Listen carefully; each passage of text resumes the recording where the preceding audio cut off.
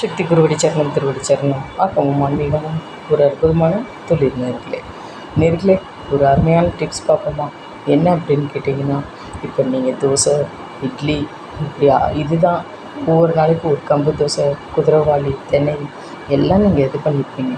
அது பொங்கலாகவும் சாப்பிட்டு பாருங்கள். தோசையாக சாப்பிடாம, இட்லியாக சாப்பிடாம ஒரு உப்புமா பொங்கலாக சாப்பிட்டுங்களேன், இன்னும் எனர்ஜி கிடைக்கும். அதே போல் ஒரு ட்ரிங்க்கு டெய்லி ஒன்று எடுத்துக்கணும். சீட்ஸில் தோசை பண்ணி சாப்பிடுங்க. சன்ஃப்ளவர் சீட்ஸு, உங்களுக்கு பம்கின்ஸு என்ன கிடைக்கிதோ அந்த இதை பண்ணி பாருங்கள். இன்னொன்று என்னென்னு கேட்டிங்கன்னா, ஒரு சூப் எடுத்துக்கோங்க. வாரத்துக்கு ஒரு நாள் எந்த சூப்பு எடுக்கிறீங்களோ இல்லையோ, குழந்தைகள் வளர்கிற குழந்தைகளுக்கு, கல்யாணம் அதாவது ஆக போகிற ஸ்டேஜில் இருக்கிற குழந்தைகளுக்கு நான் சொல்லிக் கொடுக்குறது என்னென்னா, அதுக்கு தான் நான் அந்த டிப்ஸே சொல்கிறேன். பரங்கிக்காய், மஞ்சள் பரங்கிக்காய்.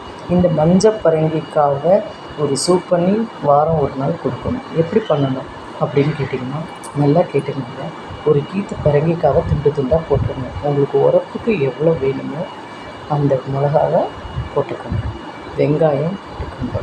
மிளகு, அதாவது மிளகாவை எப்பொழுதுமே சூப்புக்கு ஒரு பச்சை மிளகா, ஒரு வரமிளகா போட்டுக்கோங்க. ப்ளைனாக ஒன்று போடக்கூடாது, அதுதான் டேஸ்ட்டு. ஓகேவா? போட்டிங்களா? பட்ரு ஒரு ஸ்பூன் போட்டுக்கோங்க. இதுதான் இந்த சூப்பில் மிக மிக முக்கியமானது. அந்த பரங்கிக்காய்க்குள்ளே ஒரு ஸ்பூன் பட்டர் போட்டுக்கோங்க.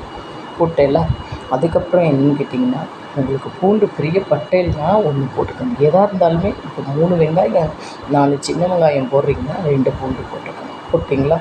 போட்டுட்டு நல்லா என்ன செய்கிறீங்க அப்படின்னா, பல்ஸ் போட்டுருங்க. நல்லா ரெடியாக வச்சுக்கோங்க. விசில் விட்டதுக்கப்புறமா நல்லா ஆறுனதுக்கப்புறம் இந்த பரங்கிக்காய் இதெல்லாம் வெந்திருக்கும். நல்லா பல்ஸ் போட்டுருங்க. மிக்சியில் போட்டுருங்க. நல்லா வடிகட்டிடுங்க. வடிகட்டி ரெடியாக வச்சுக்கோங்க. எடுத்தோன்னே சூப் குடிக்கக்கூடாது. ரெடியாக வச்சுக்கோங்க. ஒரு தேங்காவை பால் எடுத்து வச்சுக்கோங்க. இதுதான் மிக மிக முக்கியம். ஓகேவா? இது மாதத்துக்கு 2 தடவை இந்த சூப்பு குடித்தா வளர்கிற குழந்தைகளாக இருக்கட்டும் அவ்வளோ சுறுசுறுப்பாக இருக்கும். கர்ப்பப்பையில் என்னென்னமோ ஃபால்ட்டு வருது, அது பயம் இல்லாமல் இருக்கலாம். இந்த ரெகுலர் பீரியட் வரும். இன்னொன்று என்னென்னு கேட்டிங்கன்னா, நிறைய ஆண்களுக்கு ஒரு பயங்கர சத்து கிடைக்கும். இதுதான் மிக முக்கியம். ஓகேவா? குழந்தைகளாக இருக்கட்டும் வாரம் ஒரு நாள் இந்த சூப்பை கொடுத்து பாருங்கள். கொடுங்கங்கிறேன், கொடுத்து பாருங்கன்னு சொல்லலை. இது அருமையான சூப்பு. ஓகேவா? எல்லாத்தையும் போட்டுட்டு ஒரு குக்கரில் தாளிப்பு போடுங்க. கடுகு தாளிச்சிட்டு இந்த அதாவது பம்கின் பரங்கிக்காவை அரைச்ச லிக்விட் அதில் விட சொல்கிறேன். விட்டதுக்கப்புறம் நல்லா பொங்கி இப்படி ஒரு கொதி வரும் பாருங்களேன். மஞ்சள் பொடி, உப்பையும் போடுங்க, பெருங்காயத்தை போடுங்க. அதுக்கப்புறமா கடைசி அந்த ஒரு தேங்காவை அரைச்ச 3 பால் அதை தூக்கி அதில் விடுங்க.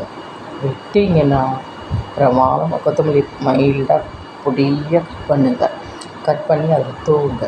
ஒரு ஸ்பூன் திருப்பி ஒரு வெண்ணெய் போட சொல்லுங்கள். அருமையான சூப்பு. கிட்டத்தட்ட ஒரு கீத்துக்கு 10 பேர் சாப்பிட்லாம். இல்லை எங்கள் வீட்டில் இந்த சூப் ரொம்ப பிடிச்சிருக்கு, நாங்கள் 2 பேர் தான் சாப்பிட முடிஞ்சது அப்படின்னா இன்னும் எக்ஸ்ட்ரா போட்டுக்கோங்க. ஓகேவா? அவ்வளோ அருமையான சூப்பு. இதை நீங்கள் செஞ்சு பாருங்கள். கமெண்ட்ஸில் சொல்லுங்கள். நான் சொன்னபடி செய்யுங்க. நல்லா கேட்டுக்கோங்க. பம்கின், சின்ன வெங்காயம் இது எல்லாத்தையும் விசில் விட சொல்கிறேன். 3 விசில் ஆறுனோடனே அரைக்க சொல்கிறேன். நல்லா கெட்டியாக இருக்கும். தண்ணி கொஞ்சம் கொஞ்சமாக விட்டாருங்க, திரிக்கும். அதுக்கப்புறமா அரைச்ச லிக்விடை எடுத்துகிட்டு குக்கரில் தாளிப்பு போட்டுட்டு, தாளிப்புனா முதலையே உரப்பு போட்டுறீங்க, அதனால் இந்த தாளிப்பில் உரப்பு வேண்டாம். உங்களுக்கு என்ன உரப்போ அது போட சொல்கிறேன். போட்டுட்டு இந்த தாளிப்பில் அடுத்து அரைச்ச விழுத விட சொல்கிறேன். அதுக்கப்புறம் உப்பு, பெருங்காயம், மஞ்சள் பொடி போட சொல்கிறேன். அதுக்கப்புறம் தேங்காய் பால் அரைச்சதை விட சொல்கிறேன். செம்மையாக இருக்கும். சாப்பிட்டு பாருங்கள். ஓகேவா?